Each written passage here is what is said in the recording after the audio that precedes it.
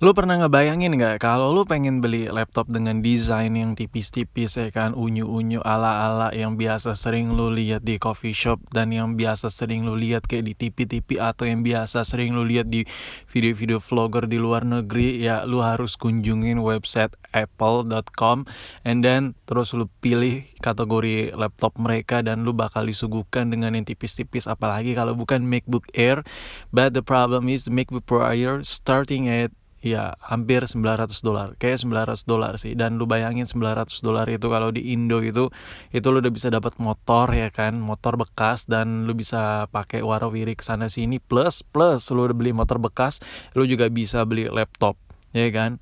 Dan inilah sebuah website Apple, ya sekarang lagi embel-embel M1 semua nih kayaknya. Dan di situ lu bakal disuguhkan dengan performa bla bla bla dan spesifikasi yang lu lihat wow gitu, kayak anjir ridiculous gitu ya kan.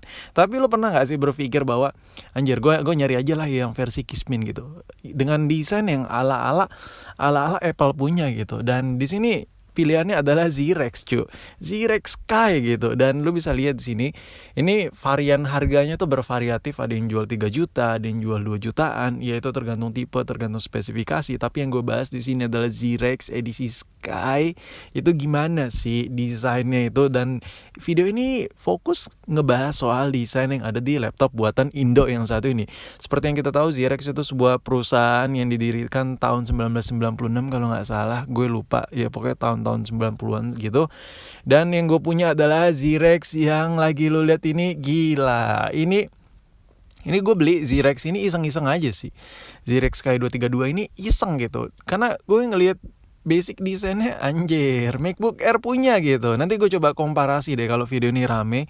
Gue coba komparasi dengan MacBook Air punya gue, segimana sih, semirip apa sih, seendas apa sih desainnya head to head dengan Z-Rex to Apple gitu, bukan Apple to Apple ya kan. Nah, kalau ngomongin soal desain, basic dari desain laptop ini, garis desain itu udah tahu lah lo ya, ini desain dari HP. Cuman dia perbedaannya nih kayak digabungkan gitu. Layarnya itu ala-ala MacBook Pro, sedangkan untuk desain bagian bodinya itu ala-ala Air punya ya kan. Jadi kayak ya menganut dua desain, dua layar gitu. Untuk layarnya itu dia kayak ada bezel, kayak ada list hitam gitu. Nah, untuk keyboardnya itu, ini ngomongin keyboard itu dia nggak ada backlight. Dan anjir, ini kalau dari samping gila sih, ini Air punya, desain Air punya ini. Tapi gue salut sih, masalah desain dia keren gitu, enak gitu dilihat. Ngomongin soal tipis-tipisan, ini nggak ada obat sih. Ini emang udah, menurut gue insinyur pengdesain yang ada di Z-Rex ini sudah berupaya sekali kalau menurut gue meminimalisir desain yang tak perlu jadi lancip sekali bagian ujungnya. Dan untuk bagian samping-sampingnya ya seperti biasa lah, USB port, belum Type-C. Kenapa belum Type-C? Ya karena ini produksi yang bukan tahun-tahun sekarang, jadi ya gitulah. Dan untuk masalah quality yang ada di Z-Rex ini, laptop ini iseng gue nyobain pentokin ke tembok, tapi ternyata bagian list sudutnya ini kan biasanya kalau aluminium itu kayak gampang cobel gitu kan kalau kepentok. Ini tidak, men. Ini nggak sengaja gue pentokin sama sengaja gue pentokin. Jadi ada 2 atau 3 kali gitu pentok. Pertama pentok gitu, cetak gitu, kena tembok, benar-benar tembok bukan kayu gitu.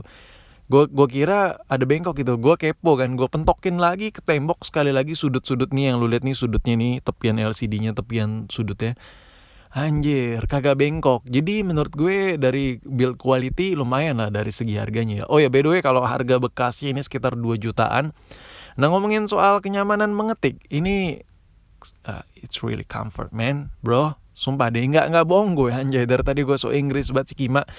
Jadi gue ngetik coba ngetik di notebook yang satu ini tuh merasa tuh feelnya tuh apa ya, bedanya kalau sama MacBook Air gue, dia klikannya kayak ada bunyi cetak gitu, dan keyboardnya ada backlight ya kan. Kalau ini nihil, kosong.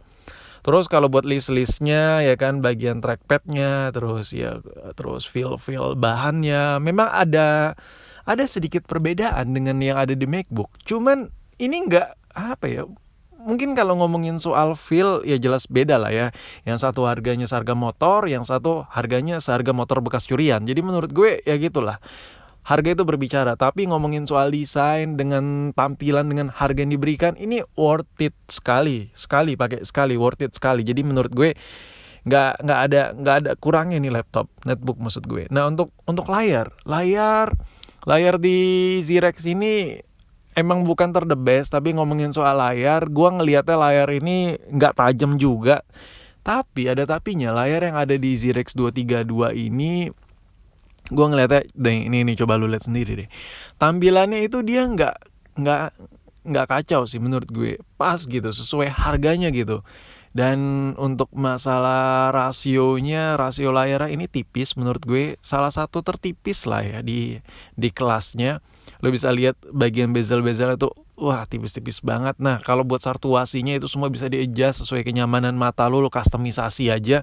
Tapi kalau masalah pixel yang ada di layar ini tidak tajam banget, jadi kalau lo browser ya gitulah. Nih yang gue suka dari layarnya ini tuh lo bisa lihat topiannya nih tipis banget cu.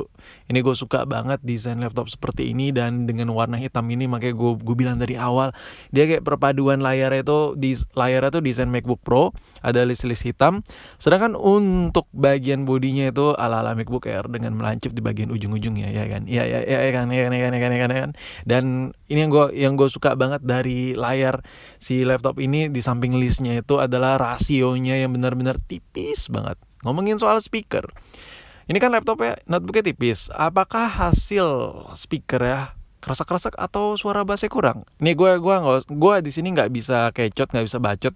Di sini gue harus kasih pembuktian ke lo bahwa speakernya menurut gue lumayan endes, cukup enak untuk dari harga yang didapat. Menurut gue worth it lah. Coba lo denger deh.